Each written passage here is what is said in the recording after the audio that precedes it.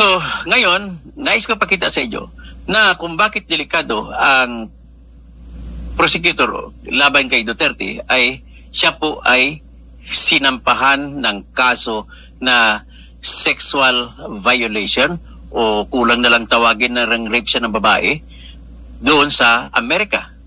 Doon pa pala siya kumaso, no? Sa lugar pa ni Trump. O, yan ang si prosecutor. Si prosecutor, Attorney Karim Khan. Ang tawag sa kanya, ICC's top prosecutor faces increased pressure over sexual misconduct allegations. So, ang aligasyon po sa kanya ay inakusahan siya ng kapwa niya, no? Abogada rin na taga Malaysia. Assistant niya na abogada, taga Malaysia, na 30 years old. So, mga 30s, no? Ay sinasabi na si Karim Khan daw ay pinilit siya na makipag-sex sa kanya. So, habang sila ay may trabaho sa New York, Colombia, sa Congo, sa Chad, saka sa Paris. At saka, nangyari din yun daw sa bahay ni Karim Khan doon sa bahay niya sa The Hague. At ito ay ayon sa testimonya na nireview ng US-based outlet, no? Ganon ang akusasyon, matindi ang akusasyon. Oh, yan, no? Matindi pala. Sabi Malaysian kapag parang Pilipina ang mukha nito, pero abogada na Malaysian.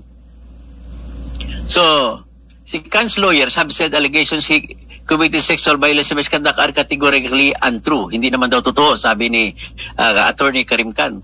Ang akusasyon na yan ay subject to external investigation daw since the end of last year.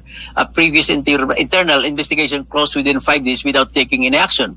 So, ngayon, ang isa pa sa sinasabi nila, a matter of timing. So, since timing daw ito kasi nagpalabas sila ng warrant of arrest laban kay Benjamin Netanyahu na Israel at saka si Gallant na isang kasama ni Netanyahu Israel. Sa inang Israel. Pinalabasan niya ng warrant of arrest dahil sa ginawa ng Israel sa paglulusob sa Gaza. At inakusan sila na pumatay sila ng walang laban-laban, nakakaawa-awa ng mga Palestino. At gumawa sila ng kasalanan sa human rights violation. Kaya yan po ang kinaso sa kanila. At ang nag-refer, hindi man ito member ng ICC. Pero bakit nagkaroon ng tinatawag na kaso? Kasi po, nirefer po ng United Nations Security Council sa Netanyahu at si Gallant papunta sa prosecutor ng Office of the Prosecutor ng International Criminal Court. Kasi sa batas po sa Rome Statute, ang iba pang mga bansa na kahit hindi member ay pwede maging sakop ng kapangyarihan ng ICC sa paghusga kung ito ay binigay o hiningi o hiniling ng Security Council ng United Nations. Okay? So, ganun po yun.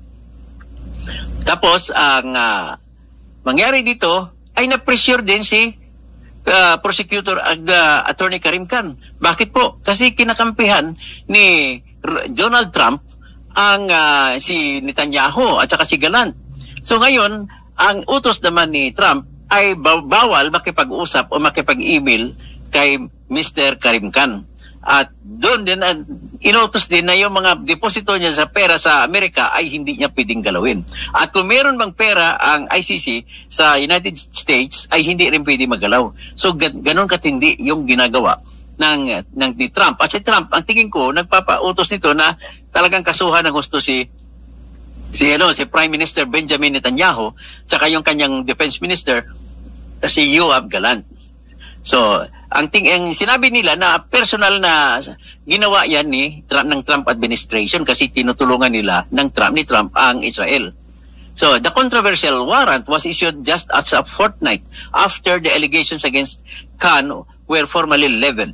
Critics, kung si Khan ang magsasabi, ang investigasyon, ang insidente ng yun, ay wala na yun. Natapos na sa investigation sa loob ng ICC. Ngayon, bakit sa external lumabas sa Amerika at inimbestigan pa siya doon? Kasi sa Amerika nga nangyari yung isa, sinasabi na doon siya nakipag-sex sa babae sa Amerika. Abogada pa yun. Siyempre, abogada, kung talagang nagreklamo siya, para mabango daw mukha niya. Kasi meron siyang nadadamage ang reputasyon ni Khan sa akusasyon nakipag-sex sa abogada na assistant niya sa International Criminal Court. So, ganun po ang istorya dito. So, anong epekto niyan sa kaso ni Duterte?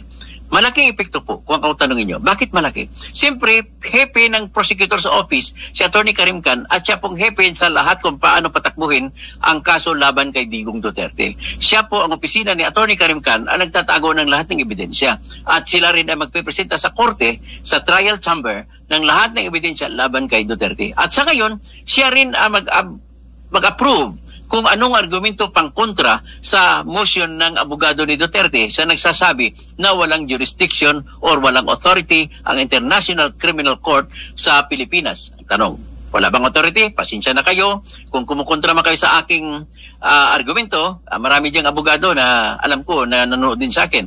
Kasama si Atty. Rene Bueno, no? Ay idol ko din, taga Zamboanga yan. Mga taga Zamboanga, Buenas Dias sa si attorney Abayon din, Niel Abayon. Magaling din yan, napakinggan ko siya. Si Attorney Libayan, magaling din.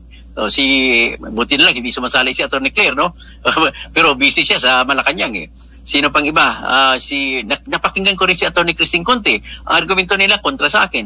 Napakinggan ko rin si Attorney Joel Botoyan. Ang argumento niya, pareha lang sila ni Attorney Conte. Pati si Attorney Gabriel Andres, pareha lang silang tatlo ng ang argumento.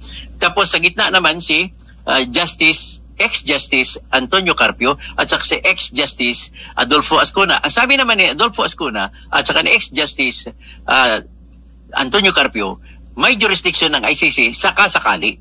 Kung may condition sila, sakasakali na yung aksyon ng Office of the Prosecutor ng ICC sa pagpalabas ng official na announcement na gagawin ng preliminary examination sa kaso sa Pilipinas ay makonsidera na isa sa mga matters under consideration by the court. Ang puntos nila, kung ikonsidera na court din ang prosecutor, then may jurisdiction ang ICC. Otherwise, walang jurisdiction ng ICC. Ito naman, with due respect sa inyong mga luminaries, kay Atty. Joey Montemayor, marami pang iba. Ganito po yun, wala pong jurisdiction ang ICC sa lahat ng kaso sa Pilipinas.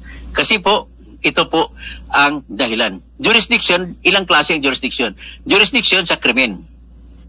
Pag jurisdiction sa krimen ang pag-usapan po, may jurisdiction po ang ICC. Sa katotohanan na nangyari po ang krimen na sinasabi sa panahon na kasapi pa ang Pilipinas ng ICC mula noong November 1, 2011 at hanggang March 16, 2019. So paglabas diyan, pag March 17, 2019 ay hindi na siya member. So bawal na mag-exercise. Bawal na niya. Sa tatanong, oy, bakit? Mag-action ka na ba? Bawal na umaksyon. Wala na siyang authority to act. Wala na siyang jurisdiction to act. Yan ang ibig sabihin yan. Bakit? Kasi nakalagay po sa Article 12, paragraph 2, na nagsasabi kung sa Tagalog, na pwede lamang makapagbigay ng authority to investigate ang ICC pretrial chamber kung klaro yan kung kasapi pa ng Rome Statute ang bansa kung saan ang krimen na nangyari. Clear. Very clear. So hindi na natin kailangan mag-usap pa doon sa tinatawag na Article 1 to 7, paragraph 2, na nagsasabi, isa sa sinasabi niya, kung any matter ay under consideration ng court, ay may jurisdiction ng ICC. But then, unang tanong, pwede ba masabi na yung preliminary examination na ginawa lamang ng the Office of the Prosecutor, hindi court? Pwede ba makonsidera na gawa ng court? Ang sagot ko dyan, hindi. Pangalawa, kasi hindi naman, independent naman po ang Office of the Prosecutor, independent siya sa judge, independent ang mga judge, hindi, ibig sabihin, independent ang president, independent din ang register, ibig sabihin, clerk of court. Ang aksyon ng judge ay hindi mo pwede matali ang prosecutor. Ang aksyon naman ng prosecutor, hindi mo pwede sabihin, itatali mo kung anong aksyon mo, may obligasyon din na susunod sa iyo yung korte. Ang korte dyan ay tatlong uri. Pre-trial court, trial court, appeals court. Yun ang mga tatlong klaseng judges din sa ICC. In other words, make it short, ay hindi rin po kasapi, hindi rin ibig sabihin na sakop ng salitang word na court ang Office of the Prosecutor.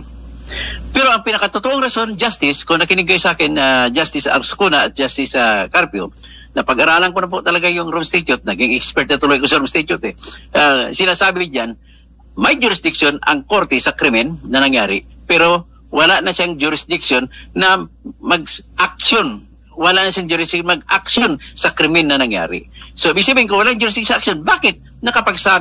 Sinasabi po, klaro, very clear, sa Article 12, Paragraph 2, na pwede lamang umaksyon ang International Criminal Court na pre-trial chamber or trial chamber or appeals chamber kung may member pa, kung kasapi pa o state party pa ang bansa kung saan nangyari ang krimen. Clear? That's all, folks.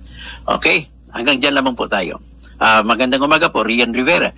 The God's law is above all law. God will fight for the Duterte battle. Vincent Reyes, sabi ni Conte, meron daw jurisdiction. Yan nga sinasabi ko si Conte, may jurisdiction. Ang kanyang argumento po dahil ang preliminary examination na action lamang ng Office of the Prosecutor ay naganap daw noong 2018. So against that, I am arguing against her. And I'm sorry, Attorney Conte, that you are wrong. Kasi sinasabi sa Article 12, Paragraph 2, very clear, sa lahat ng krimen na may sakop ang ICC ay pwede lamang umaksyon ang ICC kung sa oras ng pag-aksyon, araw ng pag-aksyon ay kasapi pa ang Pilipinas. And in your argument, it fell way beyond. Hindi na siya papasok. Ganon din ang argumento ng kasama niya. So 3P Mercader, good morning, Attorney. Sherry Borlas, good morning, watching from Cyprus. Rafi Tulfo alias Bulangit, appointed, declare lang niya si Claire. Isinuko niya ang profession niya for Palas Poste.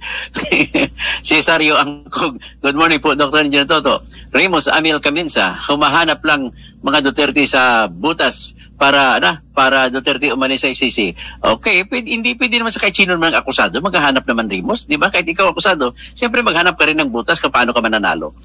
Pag sinabi mo hindi ka hanap, baka sabihin hindi ka tao.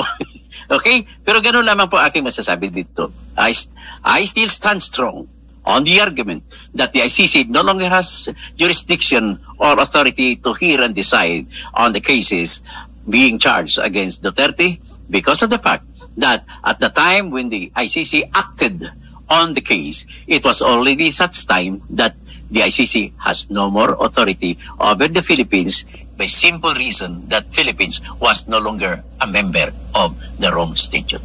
Clear? Ganoon na po yun. Maraming magandang umaga po sa lahat.